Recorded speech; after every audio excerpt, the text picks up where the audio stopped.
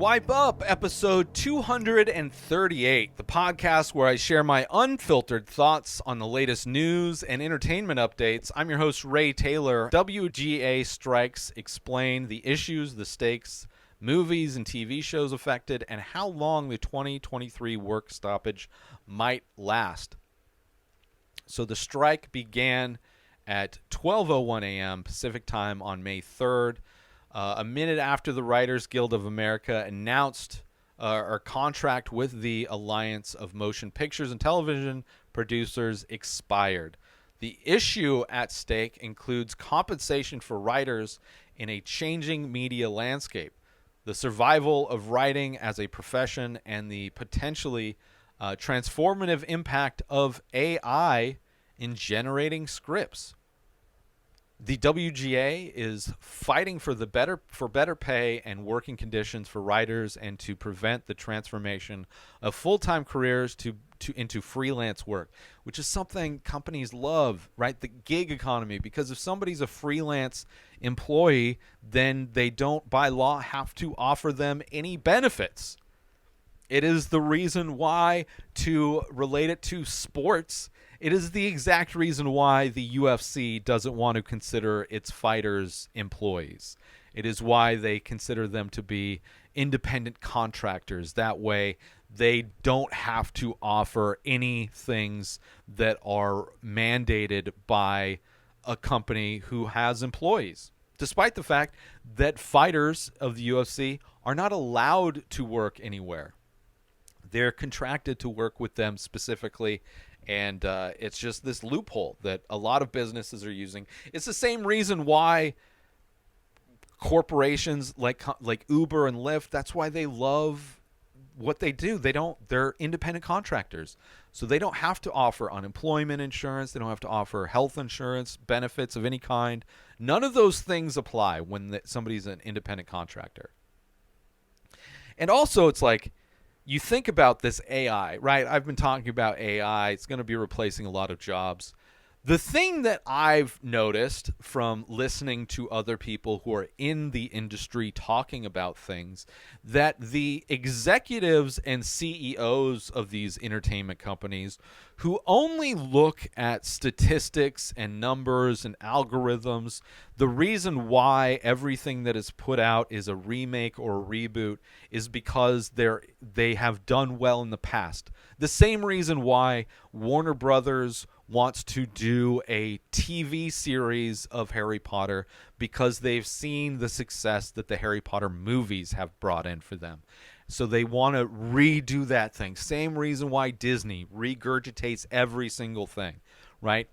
But in analyzing data, which is pretty much all these CEOs and executives are doing, they don't actually try to look for new stories. They don't have any desire to invest in creativity or originality. All of what they do, their jobs can literally be replaced by AI. Far easier than trying to replace a writer who's writing original scripts. Not that AI can't do that, but, if you really want to cut out the big waste of money, it is the CEOs and executives who are getting paid exponentially more money than writers are and doing little to no work. Like, literally, you want to reform the industry, then you replace executives with AI, and you instead take the money you were wasting on executives and give that to the writers, give that to the creative people. Since executives aren't making any real choices other than, oh, that's a pre-existing IP, let's put money into this because according to our numbers, it has this amount of an audience, we can expect this kind of turnout if we do these things, versus trying to assume artificial intelligence can produce art in the same quality as professionals. So that's one thing I've noticed, that like this, we should really be rethinking the structure of these companies that spend so much money on CEOs and executives that really don't do anything. They don't do any of the production. Workers, far more important. You wanna replace. You wanna change the money situation in these industries and make them the most beneficial for the people who actually do the work, is replace the CEOs and executives with AI.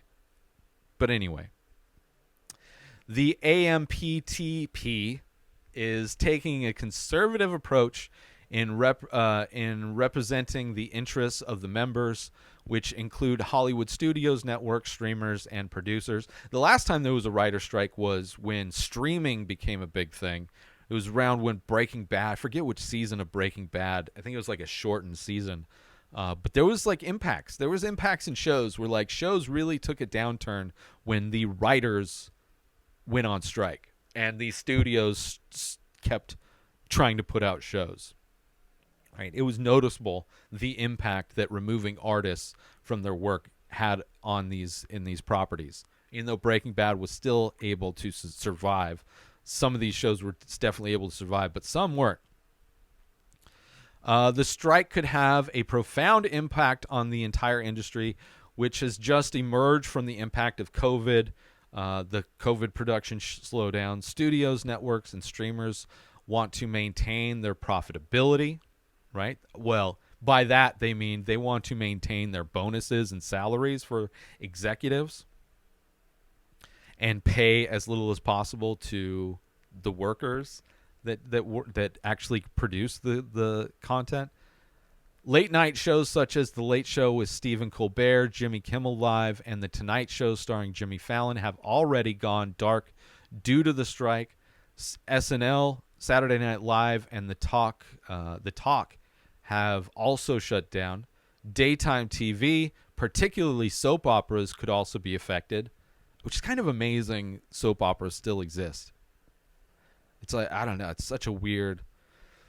It's how big the industry is. There's like massive sectors that I wouldn't even know. Like if soap operas ended 20 years ago, I would have no idea.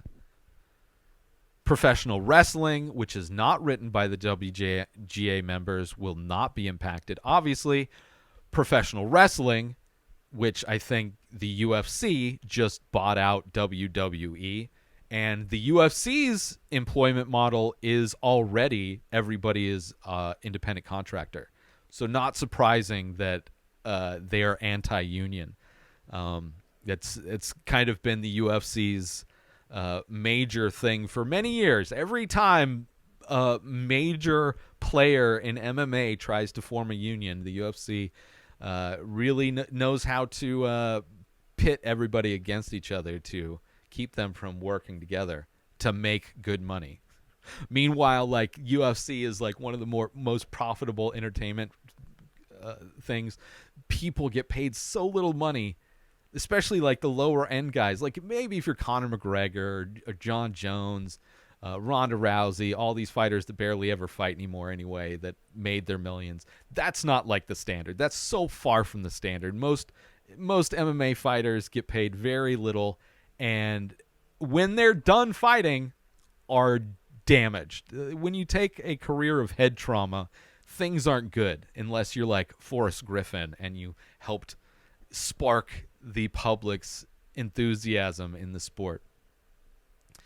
A work stoppage in May could delay the network television season, reducing the amount of new programming produced for the 2023-24 network season. Networks may lean into unscripted programming as a result of the strike, further accelerating the decline of scripted programming on linear television. The theatrical release calendar could see several date changes for films, with some potentially being pulled from Q4 of 2023 and pushed to 2024. A delay in production could lead to a post-production logjam, similar to what happened during the pandemic, which, you know, when the pandemic happened, yeah, there was a slowdown. And then once things started opening up, yeah, there was a lot of movies a lot of great movies came out really fast. And, it is what it is. Several unions, including the DGA, SAG-AFTRA, and IATSE, which I don't know what that stands for, have contracts with the AMPTP expiring soon. The Directors Guild of America begins negotiations on May 10th, and SAG-AFTRA begins on June 7th.